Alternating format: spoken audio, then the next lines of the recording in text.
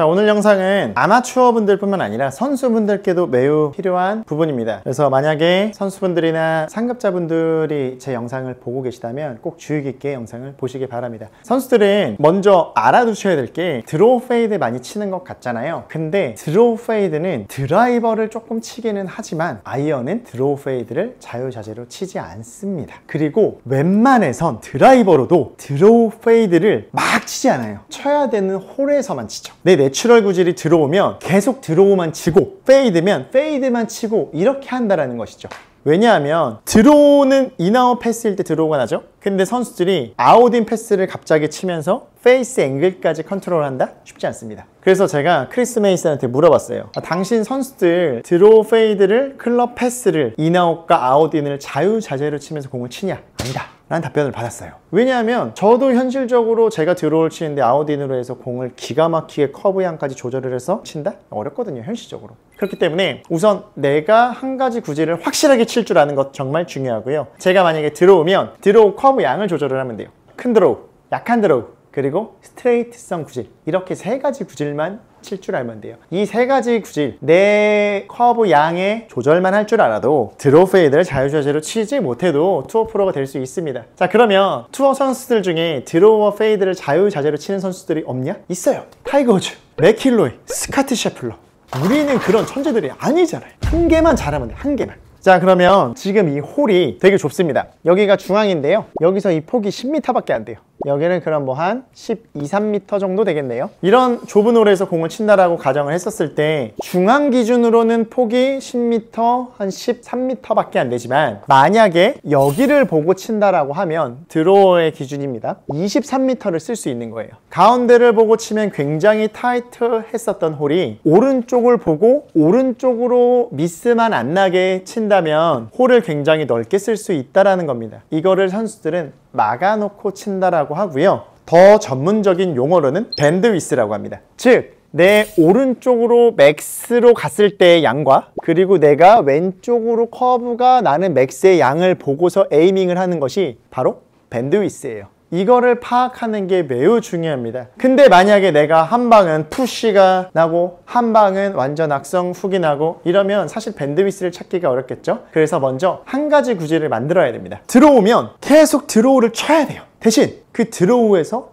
이런 꼬꾸라지는 낮은 훅은 포함이 안 되겠죠. 오른쪽으로 가는 반대 구질이 나오지 않게 만드는 것이 매우 중요해요. 반대로 페이더들도 마찬가지겠죠. 페이드가 난다면 계속 공을 오른쪽으로 떨어지게끔 만들어야 됩니다. 만약에 페이더가 갑자기 푸르게 나요? 안 되겠죠. 그래서 페이더들은 계속 공이 어떤 느낌이면 오른쪽으로 떨어지고 어떤 느낌이면 오른쪽으로의 커브 양이 조절이 되고 이걸 아는 것이 매우 중요합니다. 그래야지만 밴드위스를 찾기가 쉽고, 실제로 제가 투어 프로가 될 때 골드레이크의 한 홀이 캐리로 210 이상이 나갔어야 됐고 굉장히 좁았어요. 이렇게 좁았어요. 좌우 오비예요. 드라이버를 안 칠 수가 없어. 파5인데도 긴 파5예요. 만약에 드라이버 안 치고 우드를 쳐서 잘못 맞으면 세컨을 말도 안 되는 개미허리에 떨어뜨려야 돼요. 너무 어려워요, 그 홀이. 저는 어떻게 쳤냐면 오른쪽 오비를 봤어요. 오비를 보고 어떻게 쳤냐면 세게 때렸어요. 저는 알고 있던 거예요. 제가 강하게 때리면 내 커브 양이 얼만큼 그려지는지, 그리고 내가 부드럽게 치면 어떻게 구질이 만들어지는지. 제가 부드럽게 치면 저는 공이 스트레이트성으로 갑니다. 보여드릴게요. 한 70%로 쳐볼게요. 잘못 맞았어요. 그래도 안에 떨어져요.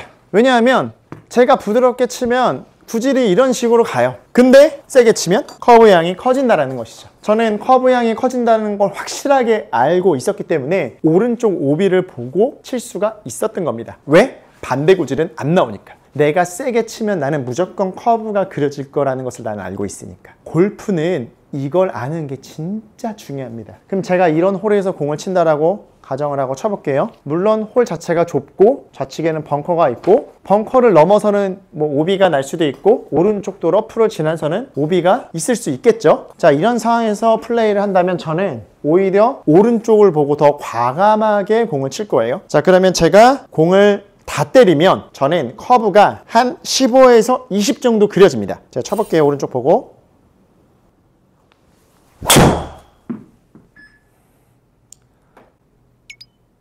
뭐 약간 잘못 맞긴 했는데 페어웨이 중앙에 킵을 했다라는 거죠. 여기 보고 쳤어요. 13m에서 15m 사이 정도 보고 저는 이 정도 커브가 날 걸 예상을 하고 공을 쳤습니다. 물론 지금 정확하게 맞지는 않았지만 이 정도 커브가 그려졌다는 것이죠. 그리고 작년에 안병훈 선수가 제네시스 챔피언십을 우승을 할 때 제가 갤러리를 따라다녔는데 파5에서 강하게 칠 때는 오른쪽으로 거의 30m까지도 보고 치더라고요. 근데 많은 분들의 연습이 구질을 똑바로만 치려는 연습들을 많이 한다는 거예요. 이게 가장 범하고 있었던 큰 오류입니다. 즉 우리가 해야 될 건 한 가지 구질이 확실하게 나오고 반대 구질이 어떻게 하면 안 나오는지를 자꾸 느끼면서 내 한 가지 구질의 양 조절을 하는 연습을 해야 하는데, 저를 비롯한 많은 골퍼분들의 연습은 공을 스트레이트성 구질로 기가 막히게 가는 연습만 한다는 것이죠. 내 연습의 방향이 어떻게 정해져야 되는지를 우리가 다시 되새겨 봐야 돼요. 저도 이런 밴드위스를 생각을 하고 공을 치면서 골프가 늘기 시작했어요. 저도 되게 똑바로만 치려고 했었던 골퍼거든요. 근데 그게 아니었다는 거죠. 잘 치는 사람들은.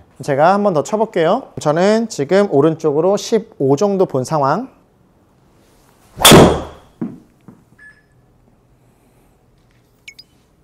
커브가 원하는 것보다 더 발생이 돼도 페어웨이에 떨어뜨릴 수 있는 이런 밴드위스를 자꾸 찾자라는 거예요. 저는 반대 구질이 절대 안 나온다는 확신이 있어요. 제가 세게 치면. 그래서 오히려 저는 좁은 홀에서 속도를 늦춰서 더 똑바로 공을 보내는 느낌보다 오른쪽을 타이트하게 보고 나서 공을 세게 때리는 옵션을 사용합니다. 근데 이건 제 경우예요. 우리 구독자님들은 부드럽게 치는 게 더 공이 똑바로 가고 세게 치는 게 더 빗나갈 수 있어요. 그래서 내가 가장 안정적으로 구질을 제어할 수 있는 스피드가 얼마인지를 알아놓으시는 것이 중요합니다. 그건 80%의 힘일 수도 있고 100%의 힘일 수도 있고 120%의 힘일 수도 있어요. 개개인의 차이가 있어요. 그래서 현재 나한테 맞는 가장 이상적인 스피드와 구질을 만들어 간다면 우리의 플레이는 달라지게 되니까요. 이 부분들 꼭 기억을 하고 연습을 해보시기 바랍니다.